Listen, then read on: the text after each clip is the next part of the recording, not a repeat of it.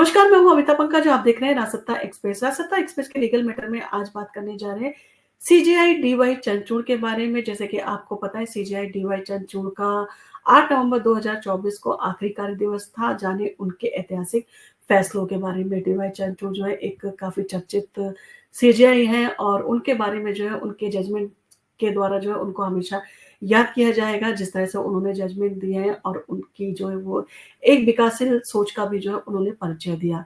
और supreme court के मुख्य न्यायाधीश सीजेआई डीवाई चंद्रचूड़ ने जो है वो 8 नवंबर 2024 को जो है आखिरी उनका कार्य दिवस था, उस पर उन्होंने अपना जो है वो कार्यकाल पूरा किया।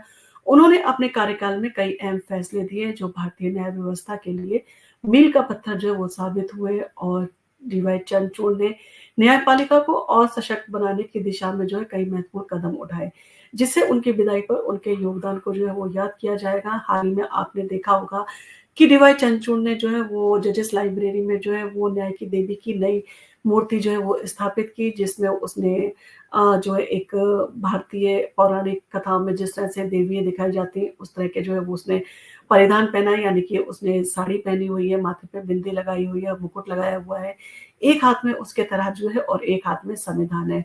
और इन सारी चीज़ों के ज़रिए जो है वो ये मैसेज देने की जो है वो कोशिश की गई है कि देश जो है वो संविधान से चलेगा और कानून अंधा नहीं है। कानून हर चीज़ को सोचता समझता है और उस विचार करता है, उसके बाद में अपना फैसला देता है। और सीजेआई चंद्रचूड़ के कार्यकाल में कई ऐतिहासिक और समाज के लिए महत्वपूर्ण फैसले हुए। इनमें से कुछ ऐसे फैसले थे जिन्हें न केवल कानून की जो है उन्होंने व्याख्या को प्रभावित किया, बल्कि समाज में बेहतर बदलाव लाने का भी काम किया।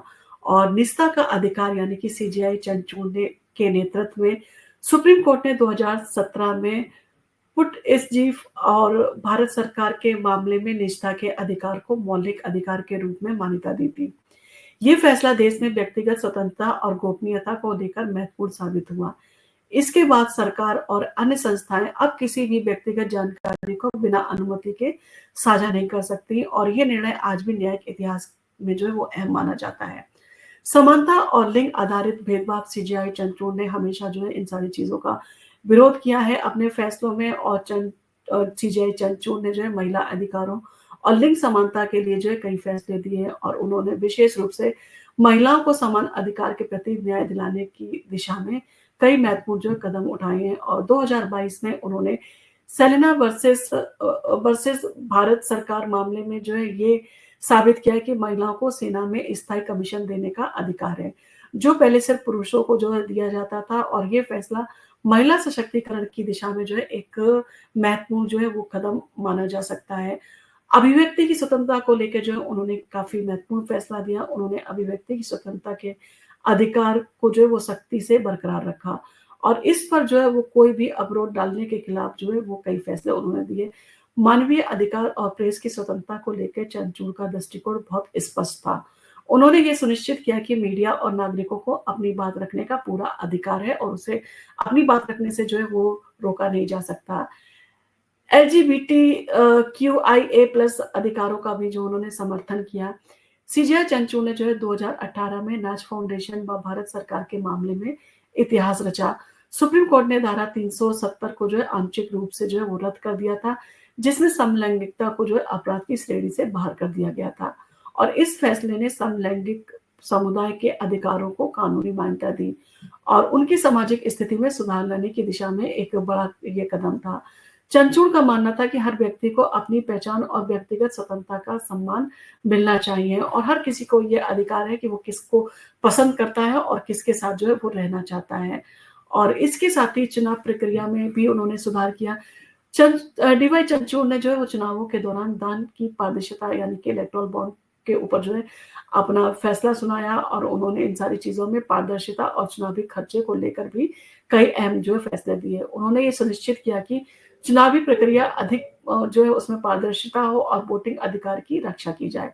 सीजेआई चंद्रचूड़ ने जो है उनके कार्यकाल में भारतीय न्यायपालिका ने जो है कई सकारात्मक बदलाव किए और उनकी न्यायिक समझ और संवेदनशीलता ने उन्हें भारतीय न्यायपालिका का एक महत्वपूर्ण जो है वो चेहरा बना दिया।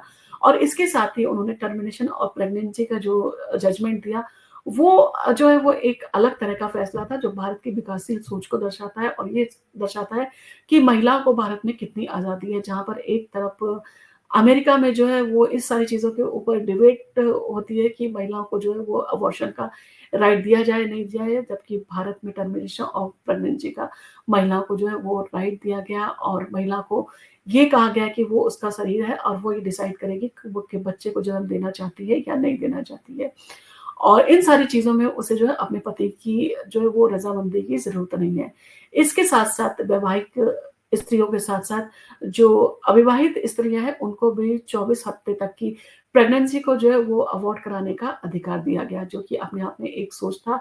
और शादीशुदा के साथ-साथ नाबालिग जो है स्त्री है, उसको भी ये अधिकार है कि उसको जो है वो सेफ अबॉर्शन का जो है वो राइट मिले।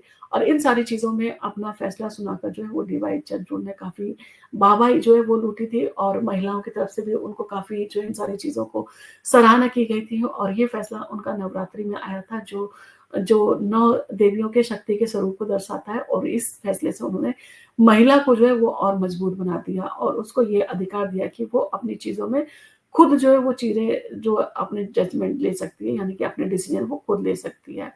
और उनके दिशा निर्देशों और फैसलों ने लोकतांत्रिक संस्थाओं के प्रति आम लोगों के जो विश्वास को बढ़ाया और उनके कार्यकाल में न्यायपालिका समाज के वंचित वर्गों के अधिकार को जो सुरक्षित रखने की दिशा में जो है वो कई कदम उठाए हैं उन्होंने। और उन्होंने ये भी सुनिश्चित किया कि न्यायपालिका के फैसले समाज में बदलाव लाने और लोगों के जीवन में सुधार लाने के लिए हों। और उनका मानना था कि न्याय का मतलब सिर्फ कानून नहीं बल्कि इंसानियत भी है और यही वजह है कि उनके द्वारा लिए गए फैसलों में समाज में लंबे समय तक जो है उनको याद किया जाएगा और उनकी सराहना की जाएगी।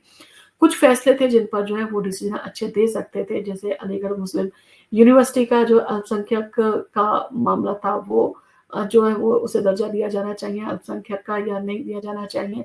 इसके साथ कलकत्ता जो महिला डॉक्टर थी उसका रेप केस था, उससे संबंधित मामले को जो है वो स्वतः संज्ञान लेते हुए सुप्रीम कोर्ट ने सुना था, परंतु उसके ऊपर भी जो है वो जजमेंट अपने क्योंकि उनके पास में जो है वो समय सीमा कम थी, उसमें वो इन सारी चीज़ों को सुन नहीं पा रहे थे और इसलिए उन्होंने इसको जो है पोस्टपोन किया था। इसके साथ मैरिटल रेप भी जो है तो काफ़ी जो है समय से पेंडिंग पड़ा हुआ था और इस बार उन्होंने उसकी सुनवाई शुरू कर दी थी और इन सारी चीज़ों के ऊपर भी जजमेंट आना था और लोगों को उम्मीद थी कि सीजेआई चंद्रचूड़ जो है इन सारी चीज़ों को लेकर काफ़ी अच्छा जजमेंट महिलाओं के पक्ष में दे सकते हैं, परंतु ये ऐसे जो मैटर थे जो कि अब नई बेंच का गठन होगा उसको जो है ट्रांसफ़र कर दिए गए हैं, कुछ मैटर पोस्टपोन कर दिए गए हैं, उस पर जो वापस सुनवाई की जाएगी। इसी के साथ जो है डी.वाई. चंद्रचूड़ हमेशा अपने फैसलों और जजमेंट के लिए जो है हमेशा याद किए जाएँगे, जिस तरह की उनकी सोच थी उसकी सराहना की जानी चाहिए और जिस तरह की उन्होंने जजमेंट देते समय जो है उन्होंने सरकार की बिल्कुल परवाह नहीं की, बिंदास होके बिना खौफ के जो है उन्होंने जजमेंट दिए। वो अपने आप में जो है एक बड़ी मिसाल जो है वो पेश करते हैं और इन सारी चीज़ों के साथ वो कई विवादों में भी फँसे थे, जिस तरह से उन्होंने गणपति पूजा के समय जो है प्रधानमंत्री को आमंत्रित किया था, तो उस पे भी जो उनकी जो है भारी आलोचना की गई थी। इसके साथ ही साथ ये भी कहा गया कि सुप्रीम कोर्ट में जो है 18 जजों को जो है उन्होंने नियुक्त किया था हाई कोर्ट से, परंतु उसमें एक भी महिला जज को जो है वो नियुक्त नहीं किया। तो इन सारी चीज़ों के ऊपर हालाँकि सीजेआई चंद्रचूड़ ने जो है अपना फैसला भी सुनाया। उन्होंने बताया कि उन्होंने ये सारी चीज़ें क्यों की, वो महिला जज को चाहते थे कि उनको जो है वो एलिवेट करके सुप्रीम कोर्ट में लाया जाए।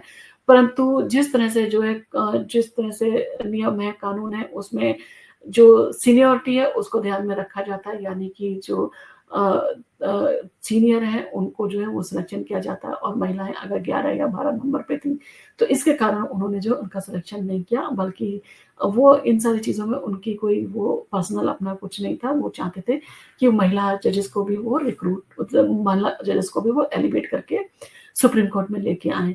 आपको अगर हमारा वीडियो पसंद आया हो तो आप इसको लाइक कीजिए, सब्सक्राइब कीजिए और हम आपके लिए इसी तरह की इंटरेस्टिंग वीडियो लेके आते रहेंगे। धन्यवाद।